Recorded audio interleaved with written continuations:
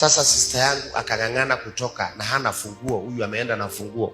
Sasa alikufia hapo kwa mlango akijaribu kung'ang'ana kutoka aende hospitali ashonwe mguu na atengenezwe shingo yake. Sasa alikufia hapo kwa mlango. It is a sad story.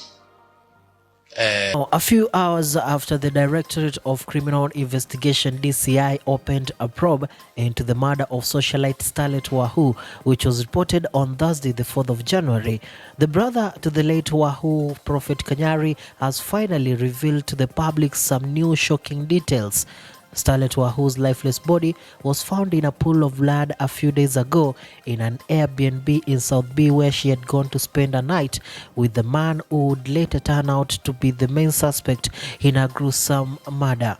The man, John Matara, aged 34, is currently in police custody as detectives from the DCI continue the investigation. Speaking yesterday during a session in his church, Prophet Kanyari finally opened up on what happened to her dear sister Scarlet Wahu, revealing some unknown details about the murder as well as life history of Wahu.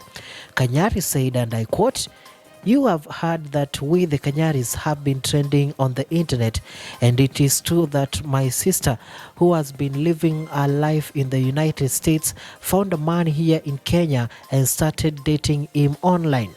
One time, the guy invited my sister to go out and have dinner with him, and since the man had clearly revealed to her how rich he was, she could not deny the opportunity, being that she is a socialite.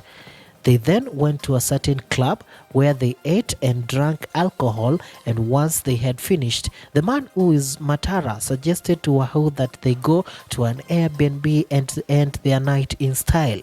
Once they arrived there, Wahu insisted on having an HIV test with Matara just to make sure she was on the safe side before she could undress for him. After everything was done and dusted, the two went to the bedroom to sleep, but little did Wahu know that she was in the same room with a serial killer. I cannot blame my sister for being there, because to her, Matara was a man she had loved and could not even thought of him being dangerous. At around 2 a.m. late into the night, my sister tried calling me, but unfortunately, I did not pick up since I was asleep, and an hour later is when Matara started threatening her to give him 500,000 Kenyan shillings. My sister started sourcing money from her bank, but I think she also became resistant, resulting in a fight.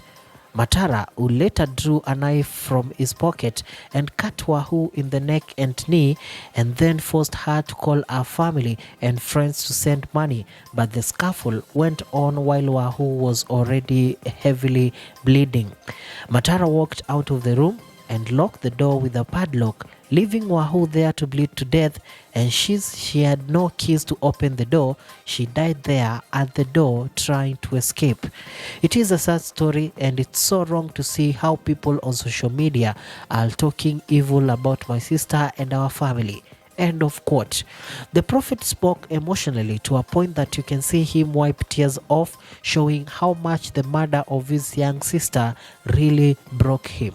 He added that they buried her quickly just to avoid the negativity that will surround her death, and wanted to allow her spirit to rest in peace. The family is seeking justice to be delivered to their dear one, but as for now, they will, just as the rest of us, have to wait and see what the authorities decide to do with the main suspect, John Matara. Thank you so much for watching Udaku Zone. Mimi to the commentator, mjukuu wake Papa Francis. Kama kaida, mbona nitafuta Harmony Party.